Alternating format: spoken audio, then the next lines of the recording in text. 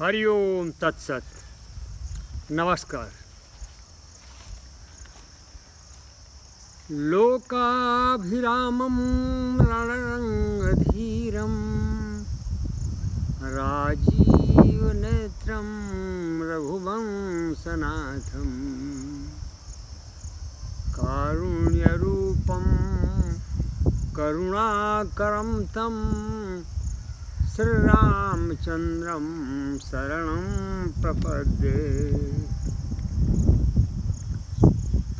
यूँ तो दुनिया में हर धर्म, मजहब, रिलीजन के दुनिया भर के ग्रंथ हैं। वैसे धर्म और मजहब भी बहुत सारे हैं। एक एक धर्म में कई कई शाखाएं हो गई हैं, किंतु सनातन धर्म एक ऐसा धर्म है जिसमें ऐसे ऐसे सद्ग्रंथ हैं जिनके टक्कर का कोई ग्रंथ पूरे विश्व में प्राप्य नहीं है। और सनातन धर्म में चारों वेद, ऋग्वेद, यजुर्वेद, सामवेद और अथर्ववेद, 4 वेदों के अलावे 6 शास्त्र हैं, 18 पुराण हैं, इसके अलावे उपनिषद हैं। इन सब के अतिरिक्त जो और दूसरे ग्रंथ हैं, उनमें एक ग्रंथ है श्रीमद् भगवत गीता। श्रीमद् भगवत गीता जीवन चरित्र नहीं, बल्कि वो ऐसा ग्रंथ है कि भगवान कृष्ण ने अर्जुन को उपदेश दिया है और उसमें आत्मा और परमात्मा के संबंध में तथा किस किस योग से, किस किस ज्ञान से आत्मा का परमात्मा में मिलन होता है, इसका विस्तृत वर्णन है, जो अर्जुन द्वारा प्रश्न किया गया है और भगवान कृष्ण ने उसका उत्तर दिया है। वहाँ जा कर के अर्जुन का मोह भंग हुआ है। अब रहा दूसरा ग्रंथ रामचरितमानस, या यूँ कहें रामायण। रामायण भारत में एक नहीं अनेक हैं। ऐसे मैंने कई धर्मों के, मजहबों के ग्रंथों को पढ़ा है। उदाहरण के लिए बाइबिल दोनों पढ़ा हूँ, बाइबिल भी और न्यू टेस्टामेंट। मुस्लिम मजहब का कुरान भी पढ़ा हूँ, किंतु उनमें वो रस, वो सच्चाई, वो मार्गदर्शन और कर्तव्य पालन के जो मार्ग, जो गुण बताए गए हैं, वो अन्य किसी ग्रंथ में नहीं है।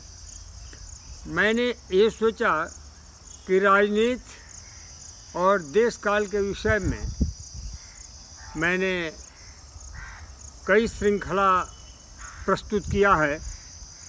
अब मेरा विचार यह है कि रामचरितमानस से जन जागरण करूं।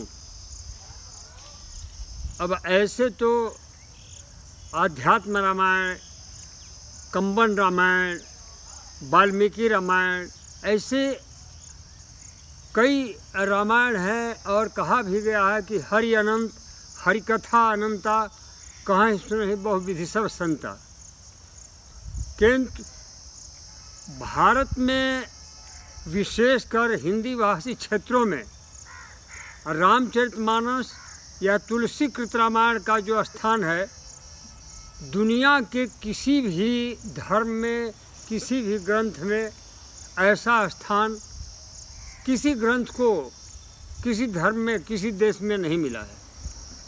मैंने अपने जीवन काल में देखा है कई परिवार ऐसे हैं जिनके यहाँ नित्य शाम को ज़्यादा नहीं तो 5 दोहा रामचरितमानस का पाठ हर संध्या होता है।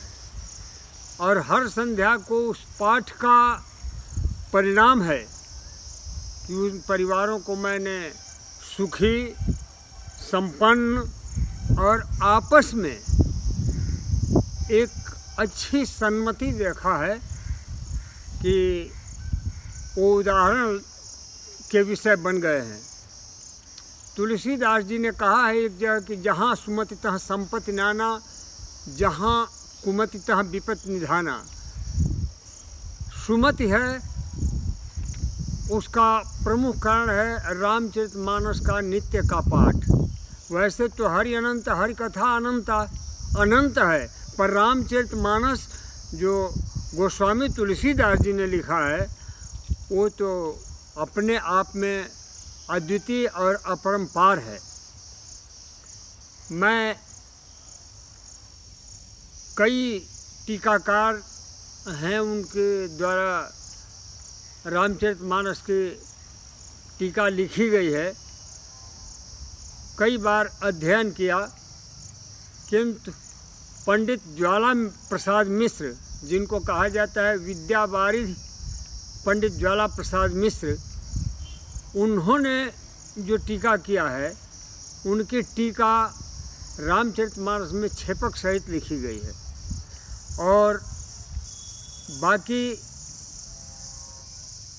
उस रामायण में और जो गीता प्रेस गोरखपुर में प्रकाशित होते हैं रामायण, इन दोनों में एक विशेष अंतर ये है कि पंडित ज्वाला प्रसाद मिश्र वाले टीका में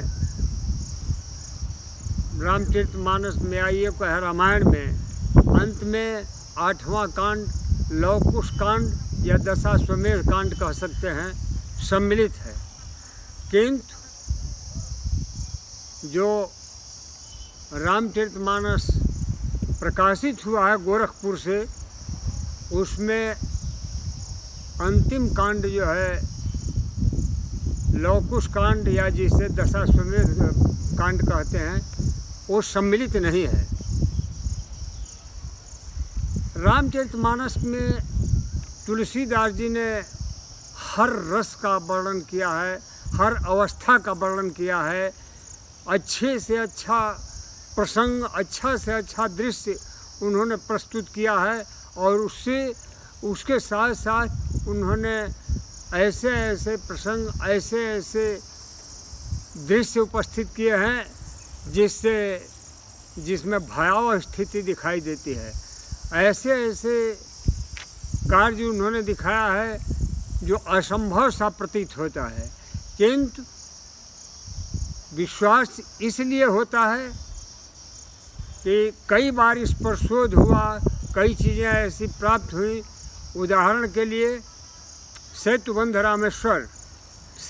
रामेश्वर मैं स्वयं जा कर के देखा हूँ, और वैसे भी मेरे पास नासा द्वारा खींचे गए फोटोग्राफ मेरे पास अभी भी वर्तमान हैं, उपलब्ध हैं।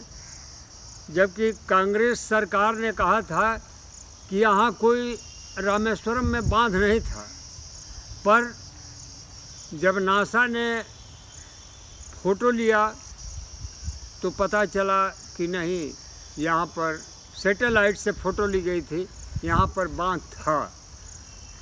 और बड़े सौभाग्यशाली थे स्वर्गीय APJ अब्दुल कलाम, जो हमारे यहाँ भारत के राष्ट्रपति थे।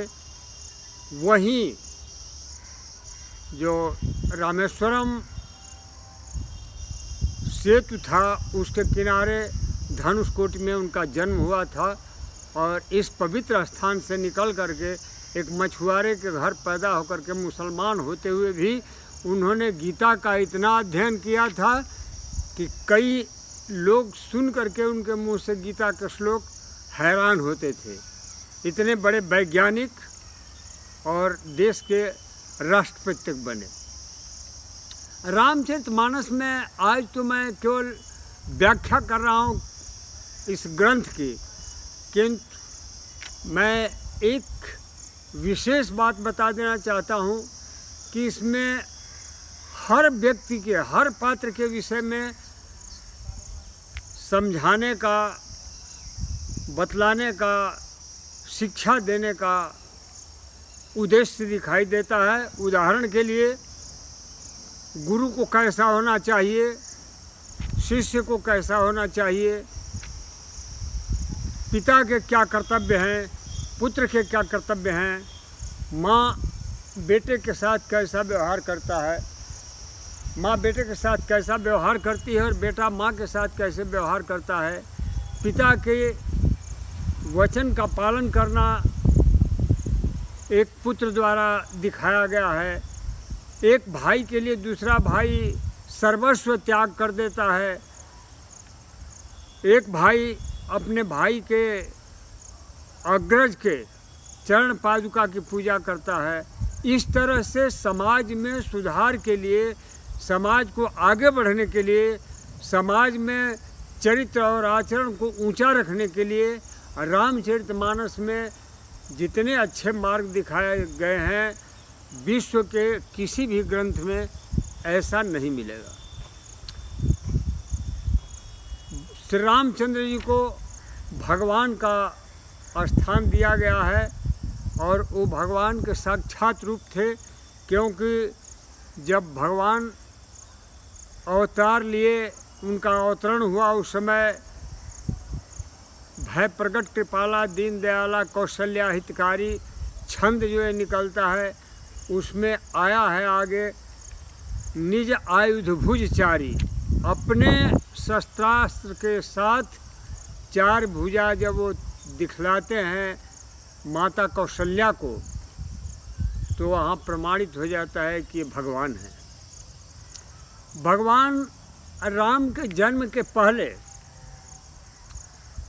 आज तो मैं केवल व्याख्या दे रहा हूँ, कल से मैं आगे बताना चाहूँगा कि भगवान राम के जन्म के पहले कश्यप और अदिति ने तपस्या किया था और उस तपस्या में आकाशवाणी हुई थी और आकाशवाणी में जितने देवी देवता एकत्र होकर के गए थे जानने के लिए कि हमारे ऊपर दैत्यों, राक्षसों, दानवों का इतना अत्याचार हो रहा है, ये अत्याचार कैसे समाप्त होगा, तो आकाशवाणी होती है, कश्यप अदिति महातप किन्हा, तिन कह मैं पूरब बर दिन्हा, तिनके गृह अवतरी हों जाई, अनशन सहित सुचारी हु भाई। वैसे ये प्रसंग तो काफ़ी लंबा है, किंतु आज प्रथम दिवस को मैं यहीं से समापन कर रहा हूँ और फिर आगे ये हमारा राम कथा का प्रसंग प्रकरण चलता रहेगा और नित्य आगे की चर्चा के साथ साथ भगवत गुणगान और तथ्यों को दिखाते हुए समाज में सुधार और अपने भगवान के प्रति लोगों में चेतना जागृत करने के लिए मैं प्रयत्न करूँगा। धन्यवाद। वंदे मातरम।